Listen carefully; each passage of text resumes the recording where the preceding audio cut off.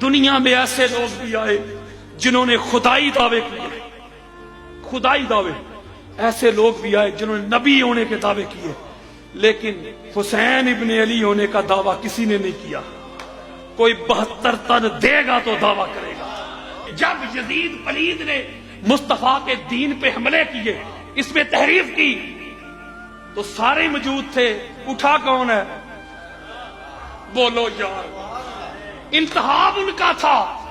آپ کی 2 مرلہ زمین پہ کوئی قبضہ کر لے، حافظ ابرار صاحب کی زمین پہ کوئی قبضہ کر دے، تو اس کا دفاع حافظ صاحب کریں گے کہ حافظ محمد خان صاحب کریں گے؟ جس کی وراثت ہو، ہائے ہائے ہائے ہائے، وہی کیس آگے جا کے کرتا ہے نا دائر، جدا ادنا کوئی تعلق ہی نہ ہوئے۔ تو وراثت اسلام تھا حسین کی۔ میرے حسین نے کہا یزید پلید، تو نے کیا اسلام کو بے وارث سمجھا ہے، لاوارث سمجھا ہے؟ ابھی اسلام کا وارث حسین زندہ ہے۔ ہم نے اسلام کی خاطر، میرے بابا نے جان دی ہے، میرے بھائی نے جان دی ہے، اسلام کی خاطر میرے نانا نے پیٹ پہ پتھر باندھے ہیں، خندقیں کھودی ہیں، قیدیں کاٹی ہیں، طائف کے بازاروں میں اپنے پاؤں لہو لہان کروائے ہیں، زندان سازی کروائے ہیں۔ تو نے کیا سمجھا ہے کہ اس اسلام کا کوئی وارث نہیں؟ ابھی اسلام کا وارث حسین زندہ ہے۔ حسین کٹ جائے گا، اپنا تن من دھن لٹا دے گا، لیکن تجھے اپنی وراثت پہ قبضہ نہیں کرنے دے گا۔ کر لیا قبضہ یزید نے۔ وہ 2 ہی لشکر تھے نا کربلا کے میدان میں، ایک پانی پینے والوں کا لشکر، ایک پیاسوں کا لشکر۔ حافظ صاحب، وہ پانی پینے والے مر گئے،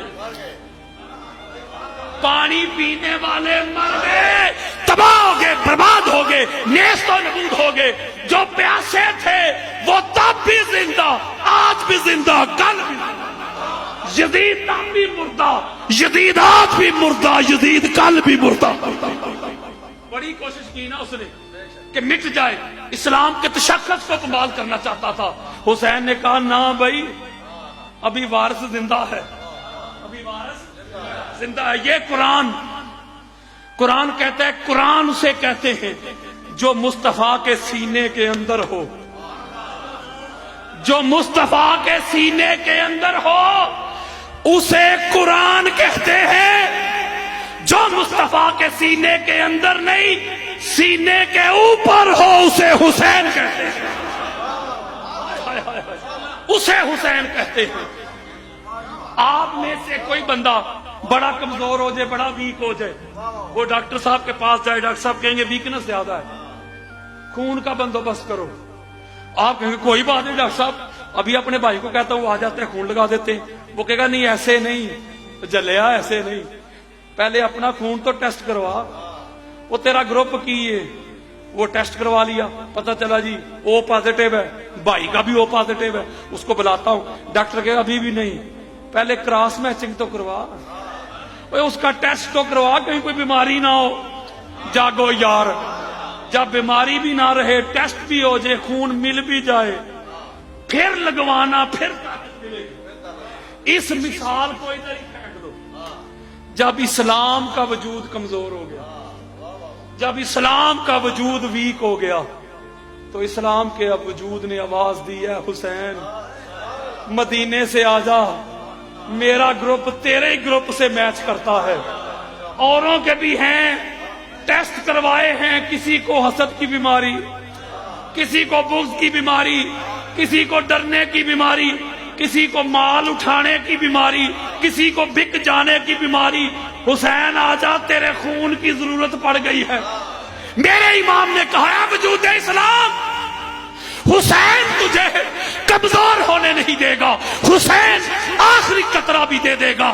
اگر بچے کا خون چاہیے، جسے کہتے ہیں بڑا پاک ہوتا ہے بچے کا خون، اگر بچے کا خون چاہیے علی اصغر لے کے آیا ہوں، جوان کا خون چاہیے علی اکبر کو لے کے آیا ہوں، مرد کا خون چاہیے عباس کو لے کے آیا ہوں، قاسم کو لے کے آیا ہوں، اور محمد کو لے کے آیا ہوں، حبیب ابن مظاہر کو لے کے آیا ہوں۔ میں تن من دن لٹا دوں گا، اپنے خاندان کا خون کا ایک ایک قطرہ بھی تجھے دے دوں گا، لیکن تجھے کمزور نہیں ہونے دوں گا۔ میرے آقا روحانی طور پہ وہاں موجود تھے، آواز دیتے تھے بیٹا حسین میری سواری کی لاج رکھ لینا۔ پاک بی بی فاطمہ الزہرا روحانی طور پہ موجود تھی، صدا دیتی تھی بیٹا حسین تجھے گود میں لے کے چکی چلاتی تھی، میرے دودھ کی لاج رکھ لینا۔